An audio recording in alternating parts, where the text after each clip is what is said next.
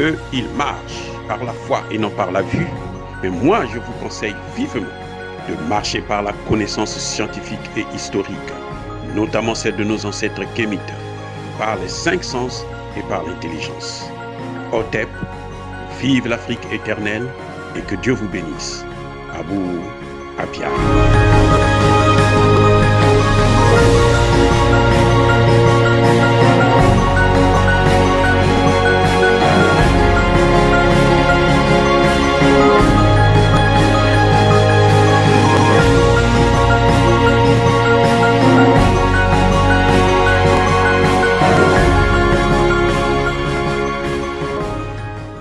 Hotep à tous, bienvenue sur la chaîne des panafricanistes par essence, par conviction et par excellence, celle des citoyens kémites par nécessité et obligation de combat. Nous sommes une chaîne qui n'est guidée que par nos ancêtres et rien que par les ancêtres qui appartiennent à l'égrégore du monde noir. Par conséquent, nous ne croyons en aucun dieu venu de l'étranger. Toutefois, cette vidéo n'est aucunement faite pour inciter à la haine ni à la violence. Notre combat est un combat politique, géopolitique et géostratégique.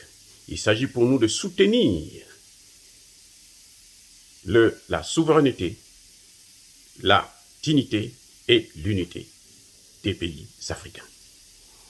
Eh bien, bien-aimés frères et sœurs, comme il fallait s'y attendre, le gouvernement malien, enfin, commence à prendre ses responsabilités.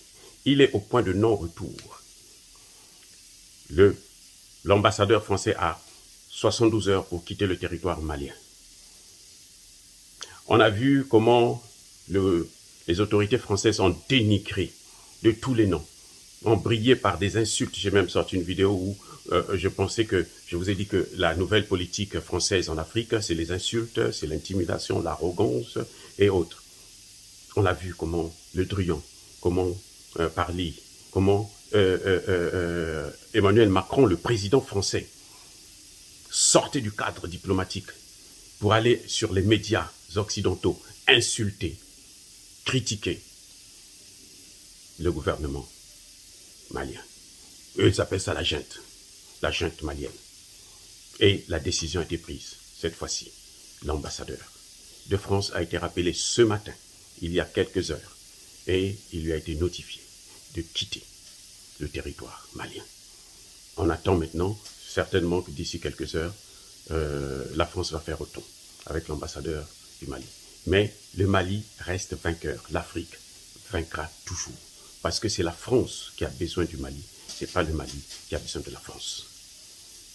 J'espère que les chefs d'État de la CEDEAO vont comprendre les enjeux pour qu'ils puissent savoir qu'ils sont en train de mettre en péril la CEDEAO en poussant le bouchon, en suivant la politique française destinée à détruire les pays africains comme le Mali. Et aujourd'hui, on est en train de voir la pression qui est mise sur le Burkina Faso pour que le Burkina Faso ne puisse pas regarder les problèmes de sécurité, mais puisse regarder les problèmes de démocratie, d'élection.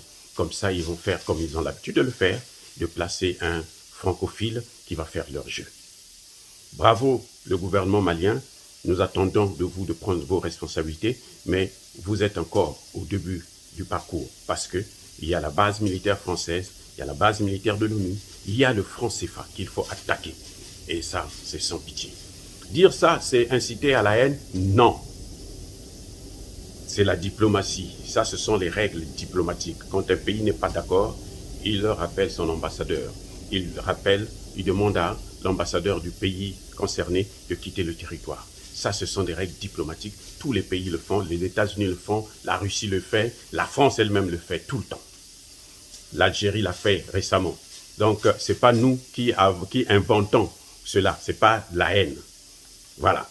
Bien-aimés frères et sœurs, ça c'était mon message d'urgence que j'avais à vous présenter jeudi.